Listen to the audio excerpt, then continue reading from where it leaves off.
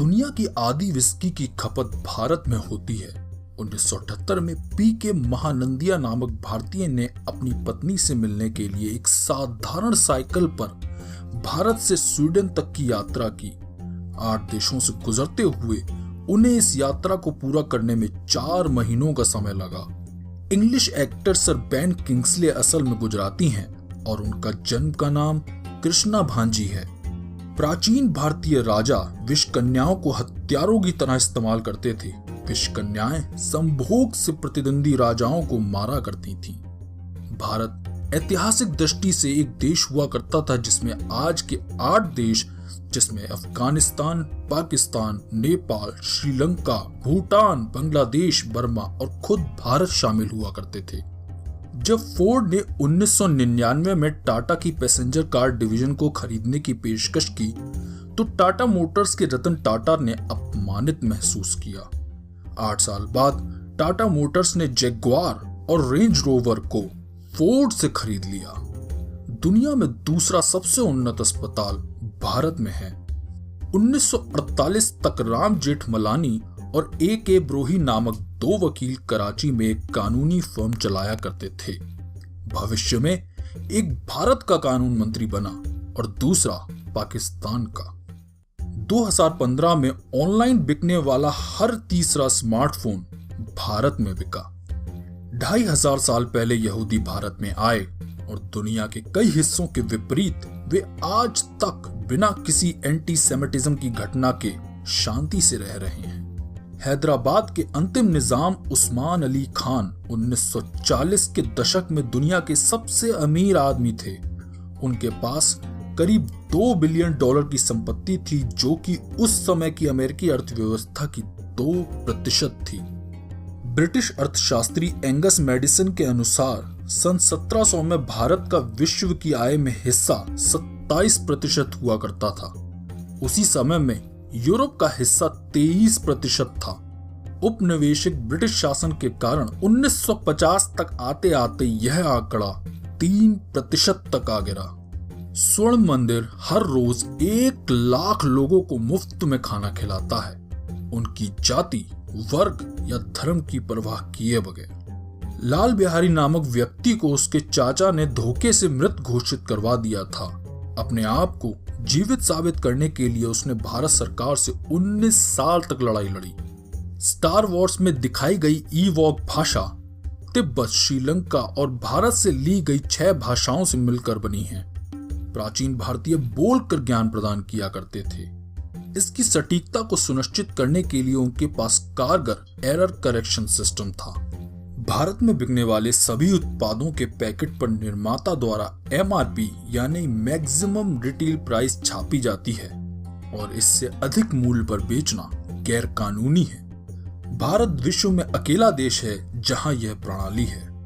भारतीय सेना प्रमुख सैम मानेकशॉ ने एक बार कहा था कि यदि कोई आदमी यह कहता है कि वो मरने से नहीं डरता तो या तो वो झूठ बोल रहा है या वो गोरखा है।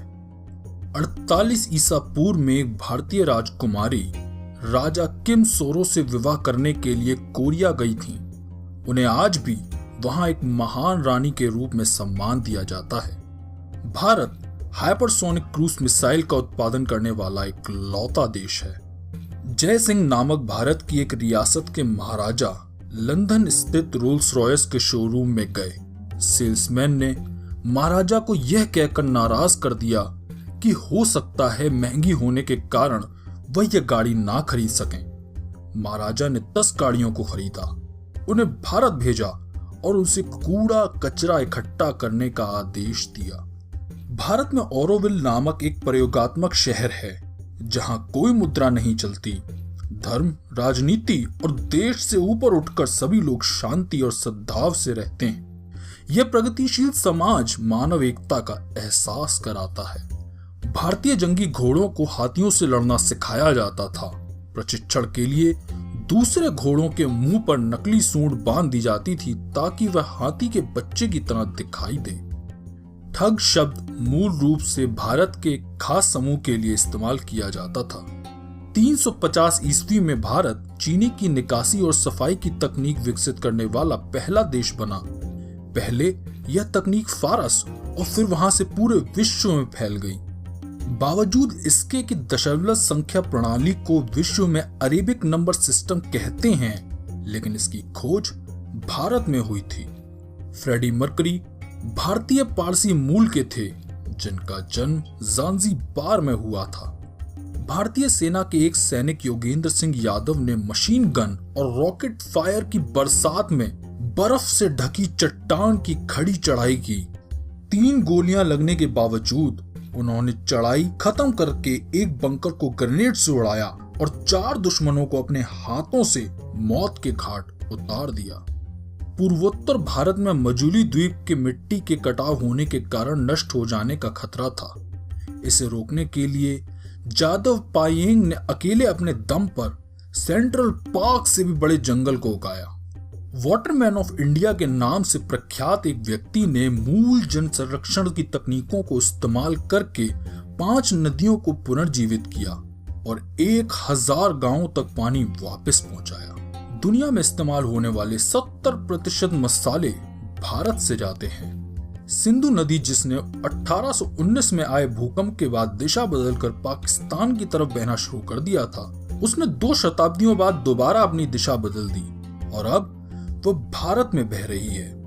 विप्रो के संस्थापक अजीम प्रेमजी के पिता को स्वयं मोहम्मद अली जिन्ना ने आमंत्रित किया था कि वे आएं और पाकिस्तान के नवगठित मंत्रिमंडल में शामिल होकर वित्त मंत्री का कार्यभार संभालें। उन्होंने ये प्रस्ताव अस्वीकार कर दिया। भारतीय करी पृथ्वी पर सबसे पुराने लगातार पकाए जाने वाले भोजन का दावा कर सकती है। दिवाली के दौरान मुंबई में 24 घंटे तक सांस लेना 113 सिगरेट पीने के बराबर है।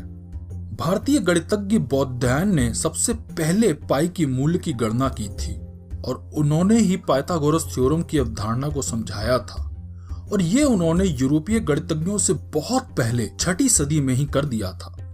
2014 में भारत ने डॉल्फिन्स को नॉन ह्यूमन पर्सन या गैर मानव व्यक्ति घोषित कर दिया। जब भारत का मंगलयान मार्स के ऑर्बिट में पहुंचा तो क्यूरियोसिटी और मंगलयान ने ट्विटर के जरिए एक दूसरे को हेलो कहा। रविंद्र कौशिक, एक रॉ जासूस जिसने पाकिस्तानी सेना में घुसपैठ कर मेजर की रैंक तक पहुंचने में कामयाबी हासिल की, उनके पकड़े जाने पर भारत ने कोई भी जिम्मेदारी लेने से इनकार कर दिया। भारतीय सेना के गोरखा जवान ने अकेले 40 हथियारबंद लुटेरों से टक्कर ली। अपनी कुकरी से उसने 3 को मार डाला और 8 अन्य को घायल कर दिया। वे लुटेरे रेल में लूटपाट के दौरान एक लड़की से बलात्कार की कोशिश कर रहे थे। बिहार के दशरथ मांझी ने अकेले 360 फीट लंबे, 30 फीट चौड़े, 25 फीट गहरे रास्ते को सिर्फ छेनी और हथौड़े से एक पहाड़ को तोड़कर बनाया। उनकी पत्नी की मृत्यु इस पहाड़ से गिर जाने के कारण हुई थी। इश्क हो तो ऐसा हो जो पहाड़ तोड़ दे। प्लास्टिक सर्जरी की खोज भारत में हुई थी। सुश्रुत, जिन्हें प्लास्टिक सर्जरी का पिता कहा जाता है, ने अपनी पहली सर्जरी 600 ईसा पूर्व में की थी। उनका संकलन सुश्रुत संहिता अपने समय की शल्य चिकित्सा पद्धतियों का सबसे उन्नत संकलन माना जाता है। 1957 में एक भारतीय स्टेट्समैन ने यूएन सिक्योरिटी काउंसिल में 8 घंटे लंबा भाषण दिया। इसी दौरान भारत सरकार ने कश्मीर में सत्ता पर पकड़ बनाई। वह भाषण उनके बेहोश होने के साथ खत्म हुआ और आज भी वह यूएन के इतिहास का सबसे लंबे समय तक दिया जाने वाला भाषण है।